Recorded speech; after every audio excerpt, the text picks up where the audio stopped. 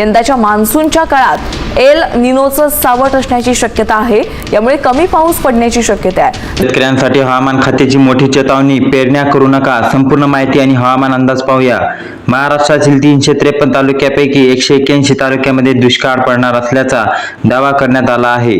स्वतः मुख्यमंत्र्यांनी शेतकऱ्यांसाठी एक महत्त्वाची सूचना दिल्याने सांगितले जात आहे। कोकणात मान्सून दाखल झाला आहे, त्याची वाटचाल पुढे सरकत आहे। सर्वांना वाटले होते की आता संपूर्ण महाराष्ट्रात पाऊस येईल, पण तेवढ्याच मुख्यमंत्र्यांनी पत्रकार परिषदेत शेतकऱ्यांना धोक्याचा इशारा दिल्याचे सांगितले आहे। हवामान खात्याने सुद्धा याबद्दल पुष्टी केलेली आहे।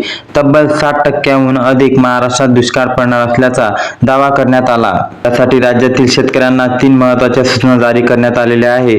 कोणत्या तालुक्यामध्ये दुष्काळ पडणार आणि कोणत्या तालुक्यामध्ये चांगला पाऊस पडणार याची यादी जाहीर करण्यात आली आहे।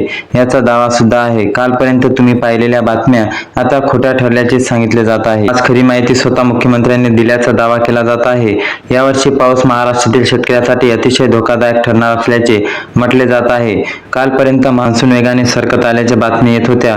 पुढील 3 दिवसात जो संपूर्ण महाराष्ट्र व्यापेल असे सांगितले जात होते। सुरुवातीला वाटेल की निसर्गाच्या चक्रात थोडाफार बदल असावा, पण तेवढ्याच मुख्यमंत्र्यांनी परिस्थितीबाबत घोषणा केल्याचे सांगितले गेले, तेव्हा शेतकऱ्यांमध्ये चिंता वाढली। मुख्यमंत्र्यांनी बैठक घेऊन यादी प्रसिद्ध केल्याचा दावा करण्यात आला। शेतकऱ्यांनो, तुमचा तालुका या यादीत आहे का हे जाणून घेऊया।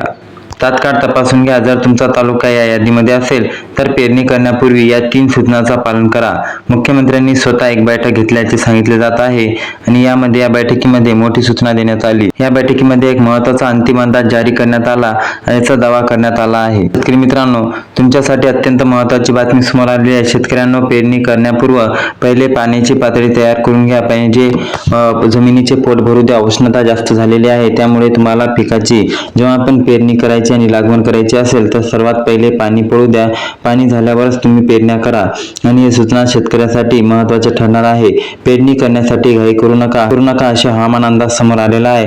हवामान खात्याने मोठी चेतावणी देत शेतकऱ्यांना हे सांगितलेले आहे की कोणत्याही धोक्याच्या गोष्टीवर लक्ष देऊ नका। संपुष्टात आणि महत्त्वाच्या माहितीकडे आणि राज्य सरकारने केलेल्या घोषणाकडे लक्ष द्यावे, अशी संपूर्ण माहिती राज्य सरकारकडून आणि IMDB कडून आलेली आहे। संपूर्ण बातमी आवडल्यास आपल्या शेतकऱ्यांना हा व्हिडिओ शेअर करा आणि जास्तीत जास्त हा व्हिडिओला लाईक करून चॅनलला सबस्क्राईब करा। धन्यवाद।